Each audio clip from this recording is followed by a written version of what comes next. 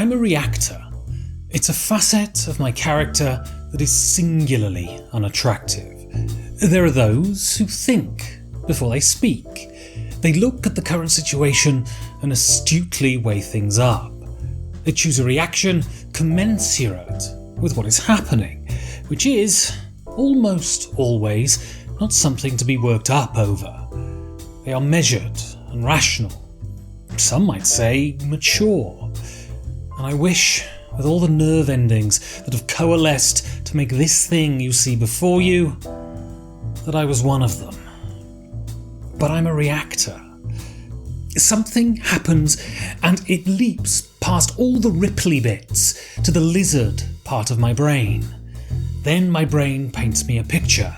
It's a picture a lizard would paint, a picture showing the worst possible outcome of the present situation, and then I react. Hi, my name's Ben, and I'm a reactor.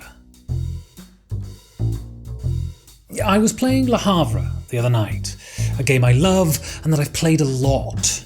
You could, if you stretch the term, call me an experienced player of Le Havre. I was playing with a close friend who was not experienced. It was his second time playing.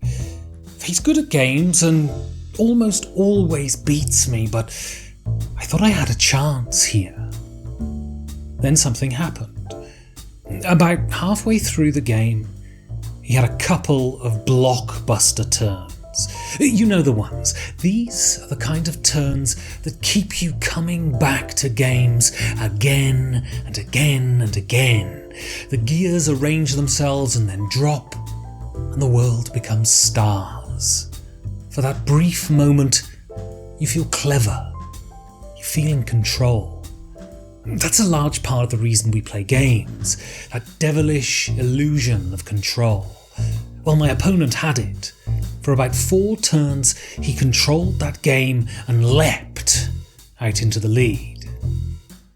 Then I reacted. My brain dumped all of these memories onto me. And these memories brought all of these emotions with them. All the times I'd lost by loads, all of the times I tried my damnedest and still fell horribly short, all of the times that I was sure I was doing brilliantly, and when the final scores were tallied up, I was dead last. This was an instant and comprehensive info dump, and it brought a reaction out in me. I felt sorry for myself, and I whinged and I moaned, and it was all very unedifying, especially for a person who sometimes claims to be an adult. There's this thought, you see. It sits in the folds of your brain, and if you're tired or tipsy or confident and that confidence is undermined, it pops out and rubs its rotten tentacles all over your ego. It starts by saying, "You're awful at these things," and then right behind it, the second part crashes in. "So why do you bother to play them then?" Then, of course, the brain starts to double down on the idea that it's had. All of your petty insecurities start to bounce around your head like a ping pong ball. You know that these thoughts are irrational. Nevertheless, they can be wonderfully compelling. Thoughts like, am I just too stupid for these things? Am I just too stupid full stop? Do my cleverer friends just indulge me? No, wait a minute. Am I the bloody jester of this group? Then you start to question if you're enjoying yourself at all. Is game night just a constant reminder of your failings? And if that's what it is, well, why don't I just bloody stop then? Well, I think the answer to this lies in a greater question. Why do we game? We like to talk about the nice, fluffy things, the reasons that make us seem like good people, like the opportunity to meet others, the sheer joy at sitting around a table, enjoying the company of people. All of this is true. All of this is true outside of the games as a motivation to open the box and lay the board out on the table. But when the game starts, a new motivation kicks in spite of yourself, and this is why I feel the constant tug of angst when things don't go right. This is why I feel like I don't measure up. This is because I want to win. It is crucial to the game working at all. We've all played those games where one person simply doesn't care, or they give up, or they refuse to participate in the central goal of the game. Their apathy is ink in water. It spreads around the table, and the scaffolding on which the game's built collapses. There is a requirement on everyone around the table to seek to win. If you don't, you're failing to keep your end up. You're taking a hammer to the magic circle and smashing it. Knizia summed it up. When playing games, the goal is to win. But it's the goal that's important, not the winning. In my rational, lucid moments, and these are very few and far between, I see the sense in this. And most of the time, I adhere to it. But sometimes, when I haven't had enough sleep, or my dinner is sitting wrong, or when I think I'm going to win and someone snatches it from me, I fail. My superego clocks out and leaves my id to rampage around the table, knocking over stuff and being a nuisance. But it's worth remembering something. That when someone is acting out, especially if it's someone you like and that you've spent many valuable hours with, that the wailing and moaning is the symptom. It's almost always never the disease. That's because they can moan about this. They can channel their anger or fear or frustration into this because it means nothing. I know that it's really hard to do, but if someone is acting the goat, we'll assume that there is something else going on. Speaking from experience, I can tell you that there is. But if the placing of a worker can be the 1000th cut, and if sometimes simply playing bloody games can cause you pain, then why bother? I can't answer that question for you, but I can try and give it a go for me.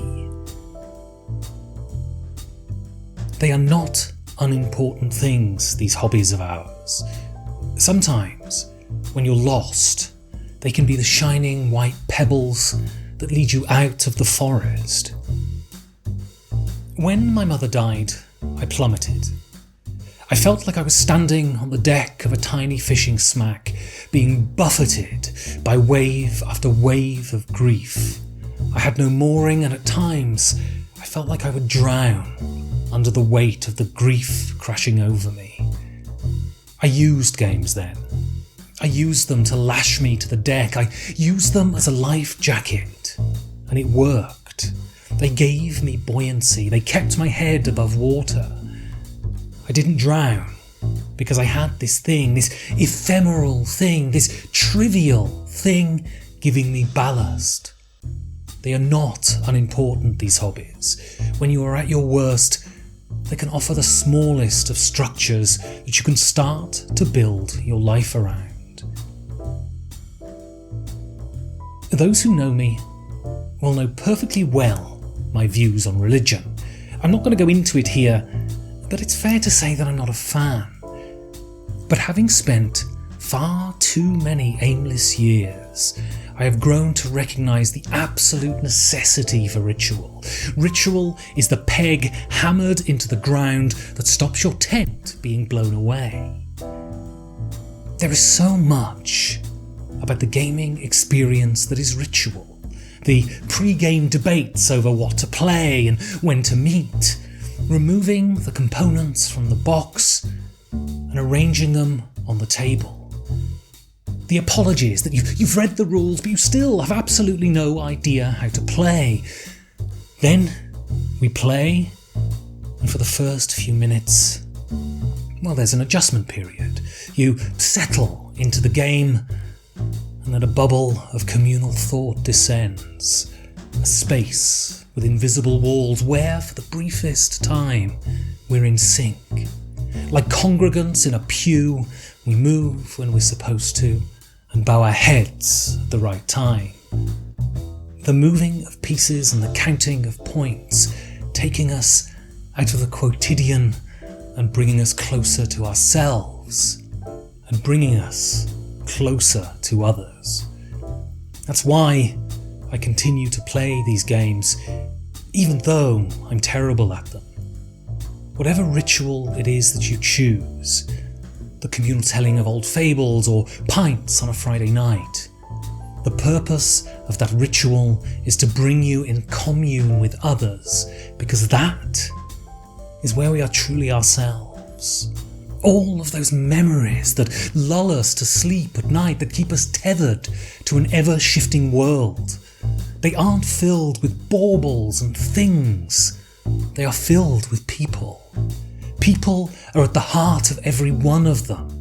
And that's what games do. They generate memories. They are boxes full of potential relationships. And part of tapping into that is being frustrated that you're doing badly.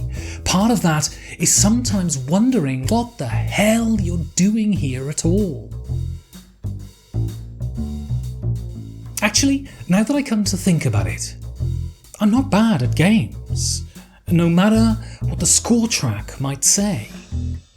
I'm brilliant at them, and I'm brilliant at them simply because I play them. I'm brilliant at them because I allow them to put me at the heart of an interaction.